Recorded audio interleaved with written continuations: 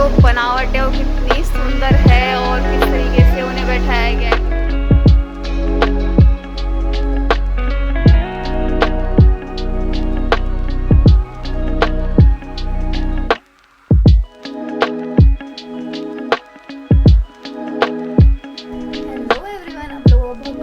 मेरे YouTube channel पे after a very long time, बहुत दिनों से मैं मेरे चैनल पे बिल्कुल भी एक्टिव नहीं हूँ, क्योंकि एक तो सभी एग्ज़ाम्स की जो डेट हैं वो इकट्ठी आ चुकी हैं, तो मुझे इतना टाइम मिल नहीं पाता है कि मैं अपने चैनल पे रेगुलरली एक्टिव रह सकूँ। बट अभी मैंने सोचा है कि कम से कम वीक में मैं एक वीडियो तो अपलोड करके डाला ही करूँगी। कल ही अलवर में एक पैनोरमा है जिसका उद्घाटन किया गया है हमारे श्री श्रम राज्य मंत्री टीकाराम जूली के द्वारा।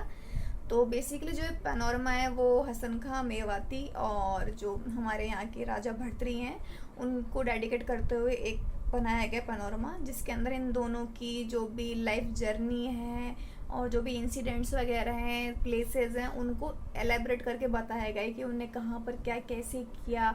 और जो हमारे राजा भर्तृहरि हैं उनके उज्जैन के जो योगीराज से यहाँ के भर्तृहरि बाबा बनने तक का जो भी जर्नी है उनको पूरा बताया गया है। इसलिए मैंने सोचा कि मुझे वहाँ पे जाके विज़िट करना चाहिए, क्योंकि एक तो इससे आपकी जो जनरल नॉलेज होती है वो थोड़ा ठीक होती है, क्योंकि चीज़ें किताबों में पढ़ने से ज़्यादा उन्हें जब हम फेस टू फेस देखते हैं वो ज़्यादा आपके माइंड में पड़ती हैं और आपको ज़्यादा जल्दी याद होती है।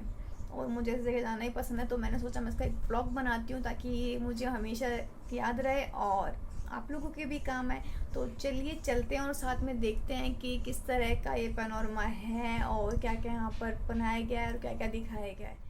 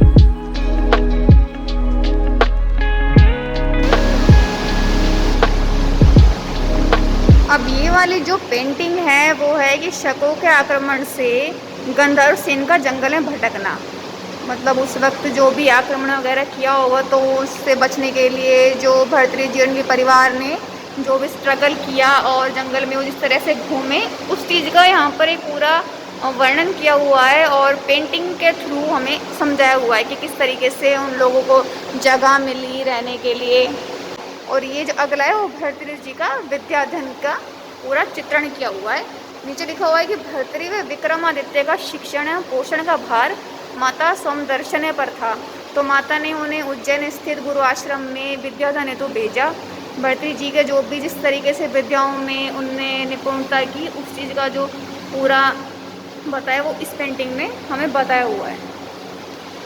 जो वो है ये शकों को पराजित करने की रणनीति है, जो भी जिस तरीके से ये लोग जैसे प्लानिंग करते थे और मतलब बेसिकली जितनी पेंटिंग्स वगैरह उनमें बताया हुआ है किस तरीके से ये रहते थे, उनका आक्रमण, विद्या प्राप्त करना, कैसे वो रहे, उनकी जो लाइफ की जर्नी है वो सब उनको पेंटिंग के उससे बिल्कुल समझा दिया गया है और उसी को डेडिकेट है पूरा पैनोरमा का। ये भर्तृहरि जी का शकराज अमोद वर्ग में द्वंद्व युद्ध है। द्वंद्व युद्ध मतलब कुश्ती अगर हम कहते हैं, उससे पहले द्वंद्व युद्ध किया जाता था। तो राजा भर्तृहरि द्वंद्व युद्ध के लिए सामने आए और दोनों में जो भीषण युद्ध हुआ था विक्रमादित्य और भर्तृहरि जी के बीच में, ये उस चीज़ का चित्रण किया गया है कि भर्तृहरि ने उज्जैन को शकों से मुक्त कराकर अपना अधिकार कैसे स्थापित किया, कैसे क्या सब कुछ किया, वो वाला इसके अंदर बताया गया है।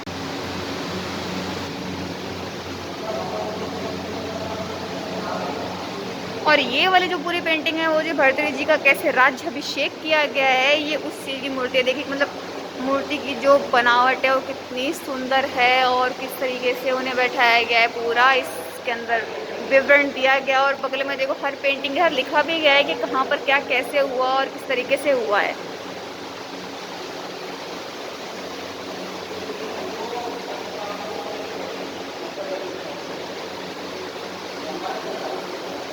ये वाली जो है यहाँ पे एक राजा भर्तृहरि जी का पिंगला जी से विवाह। जब राजा बनने के पश्चात राजा भर्तृहरि का विवाह पिंगला से हुआ तो पिंगला से उन्हें अत्यधिक प्रेम था। राजा भर्तृहरि कवि भी थे, पिंगला के सौंदर्य से अत्यधिक प्रभावित थे। ये जो है वो है कि उज्जैन में जो योगी राज जी भर्तृहरि जी थे उन्होंने किस तरीके से तपस्या की, और यहाँ पर जो पूरा लिखा हुआ है तो योगी भर्तृहरि जी की समाधि के बारे में, जो कि मतलब अलवर में ही स्थित है, अलवर से थोड़ा बाहर जाकर। पांडुपोल भर्तृहरि सब जगह एक साथ हैं, वहाँ पर है। तो वो कहाँ पर कैसे बना, कैसे स्थापित किया गया, उन सब के बारे में यहाँ पर लिखा हुआ है। उनका जो साहित्य जो भी उन्होंने लिखे बनाई उन सब की कृतियों के बारे में।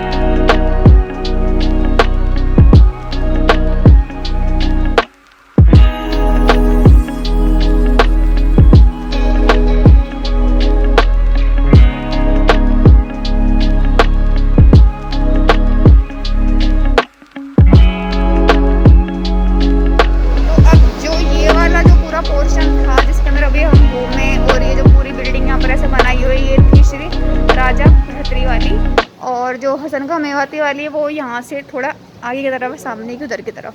तो उसके लिए हमें वहाँ पर जाना पड़ेगा। तो अब आप एक बार देख लीजिए पूरी बिल्डिंग, वो है ऐसे, देख लीजिए।